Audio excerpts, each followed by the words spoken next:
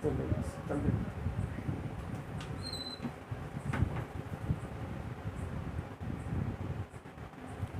Nana.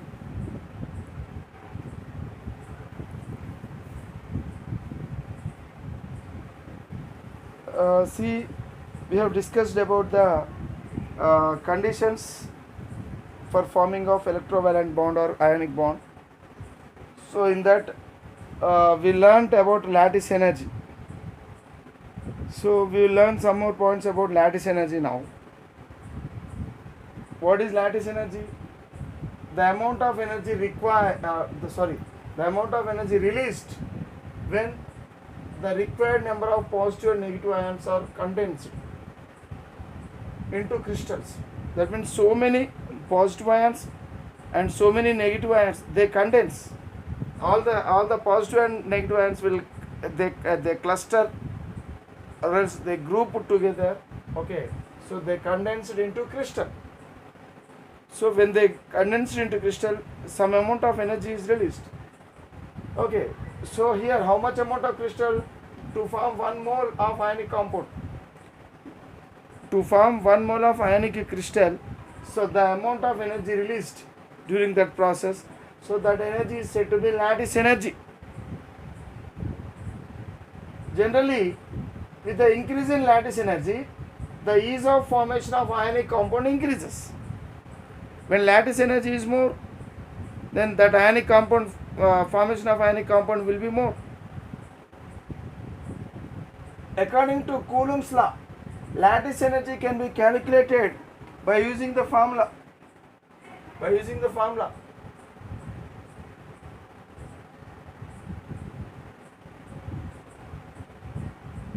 that formula? F is equal to 1 by 4 pi epsilon naught, okay, 1 by 4 pi epsilon naught into K into Q1 into Q2 by D square.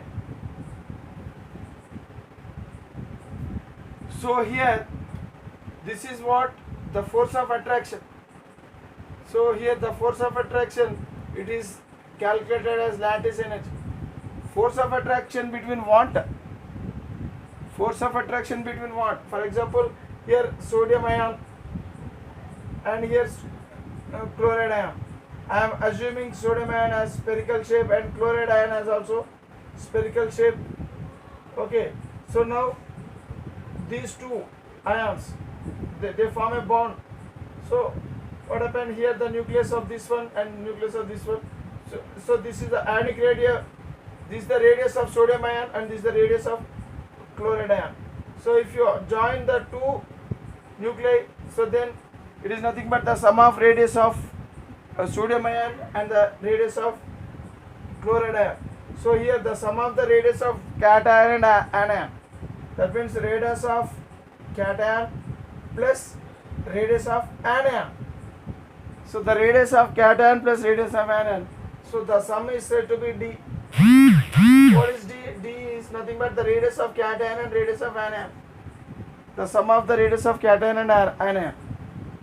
Okay, see, look here. These two are the ions. Now there is a force of attraction between these ions. Okay, the force of attraction between the ions is generally denoted with F, and it is equal to lattice energy when 1 mole of that substance is considered. Okay, so here force per 1 mole of crystal formation is said to be lattice energy. So generally, so here what is D? D stands for the distance between radius of sum of radius of cation and radius of anion, or the distance between the two nuclei of oppositely charged ions. What is Q1? Q1 is the charge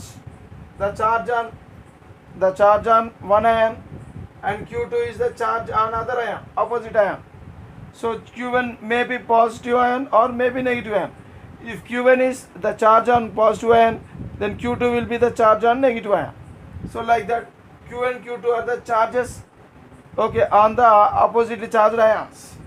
Then what is epsilon naught? Epsilon naught is called as permittivity of the medium.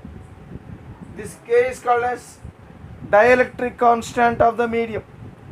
Okay, so these are the terms. I mean, these are the meaning of. These are the given things. So we have to learn about these things. So distance we learn. These two are charges, and these two depend upon the medium which we take either air or water or else oil or else any other thing. So here generally we'll consider air only as the medium. Okay, so this is fixed for air.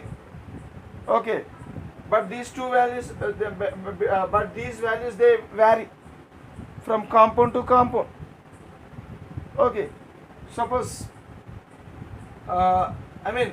if Q1 and Q2 increases, if the charge, if Q1 and Q2 increases, Q1 or Q2, if Q1 or Q2 or both increases, what happens?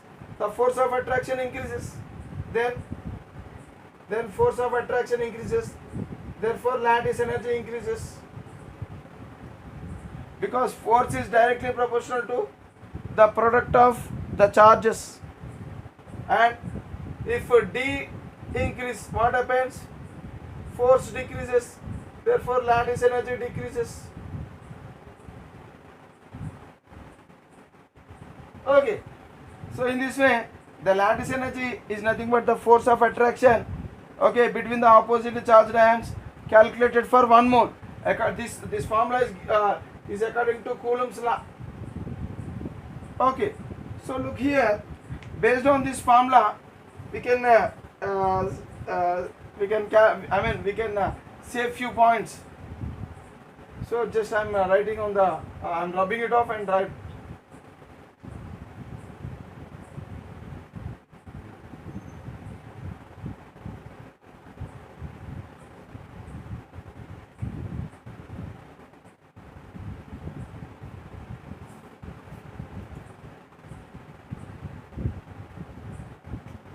See here the stability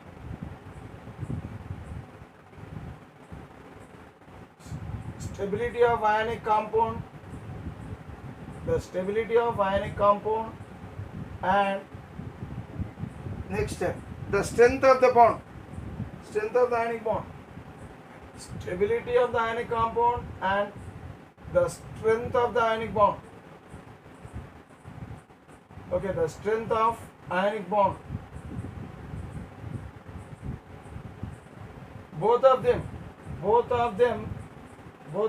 will increase when F increases, the force of attraction increases. Then the stability of ionic compound increases and the strength of the ionic bond also will increase. Higher the value of F, greater shall be the stability of the ionic compound and hence greater shall be the strength of the ionic bond. For example, take sodium chloride. Sodium chloride is more stable than cesium chloride. Example, sodium chloride is more stable than cesium chloride. Stability wise, how? Stability wise, sodium chloride is more stable than cesium chloride because here what is the formula? F is equal to 1 by 4 pi epsilon naught, okay, K into Q1 Q2 by D square. What is D? Radius of cation plus radius of anion. Radius of anion plus radius of cation. See, look here. So Q1 Q2. What is Q1 Q2? Q1 is charge on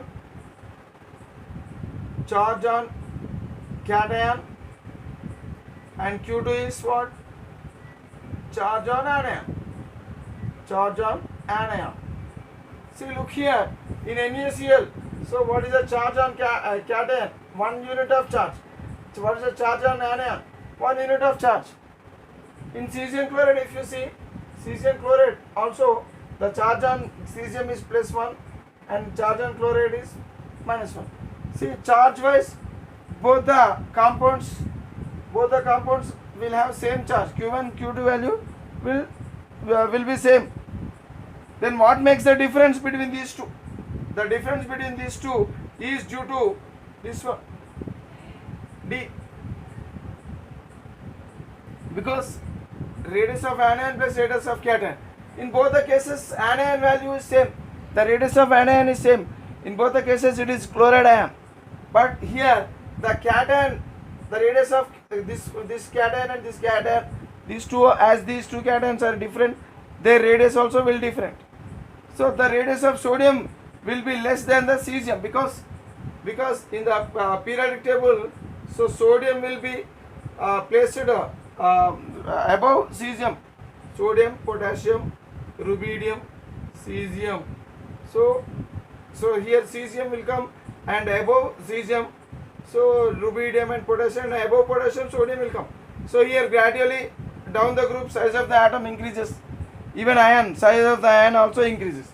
So that means which one will have more size? So cesium will have more size. So that means radius of cation. In this case, radius of cation is more. Okay. When radius of cation is more, then the D value also will be more. Okay. So as a result, what happens? So this D value will be more. So this D value will be more. Here D value is less. D of NaCl is less than D of cesium chloride. So as a result, what happens? So F value, therefore F value of NaCl, because F is inversely proportional to D. F is inversely proportional to D square. F is inversely proportional to D square. Therefore, F value of NaCl is greater than F value of cesium chloride. Therefore, lattice energy of NaCl is greater than lattice energy of cesium chloride. Therefore, NaCl is more stable